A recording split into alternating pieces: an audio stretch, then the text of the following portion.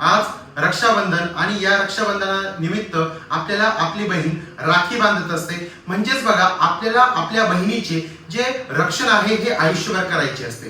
कारण रक्षाबंधन हा सण फक्त आपल्याला एका दिवसापुरता मर्यादित न ठेवता आपल्याला आपल्या बहिणीचे किंवा कोणतीही मुलगी असेल तर तिचे रक्षण करणे हे आपले कर्तव्य आहे। नाहीतर रक्षाबंधन एका दिवसापुरता मानायचा किंवा सण साजरा करायचा आणि फक्त आपल्या बहिणीला सुरक्षित ठेवायचं आणि बाकीच्या मुलींकडे वाईट नजरेने बघायचे हे योग्य नाही।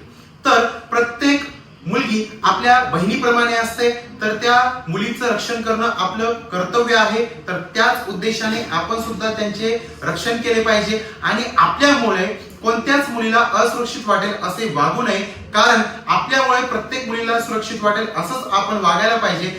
कारण कसे आहे का, सध्याचे जे युग आहे तर ह्या युगामध्ये कोणतीच मुलगी सुरक्षित नाहीये, मग ते ठिकाण कोणतं पण असेल तर आपल्याला त्यांना सुरक्षित कसं वाटेल ह्याच्याकडे जास्तीत जास्त लक्ष देणे गरजेचे आहे। कारण सण येतात जातात, पण आपल्याकडे आपली बहीण कशी सुरक्षित राहील याचा विचार करणे आधी गरजेचे आहे।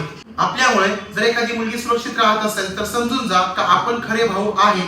तर म्हणून जर तुम्हाला खऱ्या भावाचे जर सार्थक पार पाडायचे असेल तर याच्यासाठी आपल्यामुळे प्रत्येक मुलगी ही सुरक्षितच राहायला पाहिजे। आणि परत एकदा सर्व नागरिकांना रक्षाबंधनाच्या खूप खूप शुभेच्छा।